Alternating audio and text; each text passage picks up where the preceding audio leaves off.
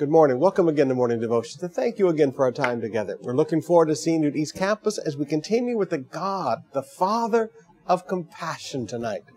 Last night we talked about the journey to receive compassion, that compassion is expressed in a relationship with God. And tonight we're going to be focusing on the lifestyle that receives compassion. Not everybody receives compassion from God. Sorry, we'll get into that tonight. But right now, I want us to go back to the book of Acts chapter 7. Many years ago, I had a friend, and even though we were still not very old, he was on his fourth marriage. Count them, 1, 2, 3, 4. And as I met this guy, and we'd known each other since we'd been young, I looked at him and he introduced me to his fourth wife, and then she went away someplace. And we were talking. I said, man, can't you make up your mind? Now, he knows me, and we'd known each other since we were young. And he laughed, and he said, I just want to be happy. And I said, well, you look more miserable than happy. But then I said, do you ever make a mistake when you wake up in the morning and call them by the wrong name? I mean, you've been married to 4 women. Do you ever get their names mixed up? Because you know me and names. I'm always getting names mixed up. I call my wife Puppy sometimes. And he looked at me, and I could see from the look on his face that I had touched on a sensitive topic.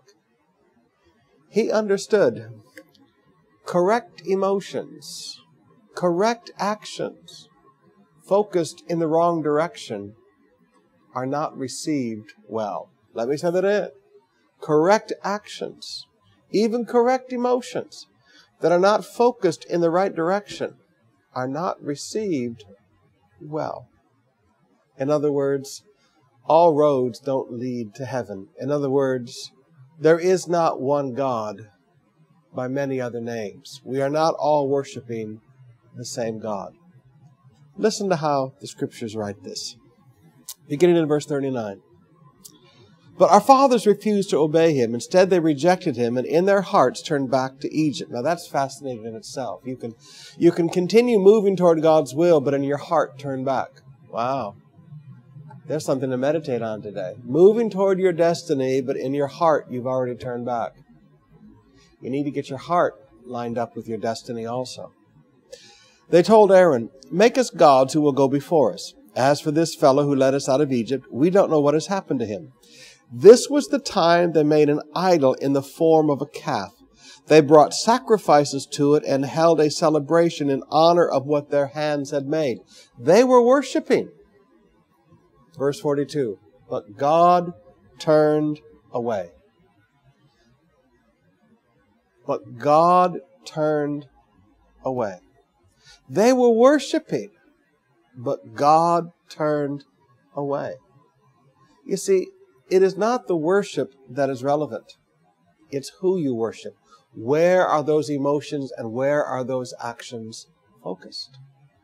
Now, we live in a world that believes in the doctrine of inclusion. We're all going to heaven. We all worship the same God. Obviously, that's not true. Obviously, that's not true.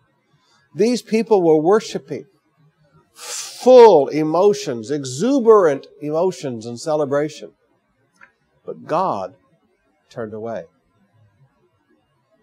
It wasn't his name. Now, I want to challenge you today. As Christians, we are not inclusionist. Christianity is exclusive. I'm sorry.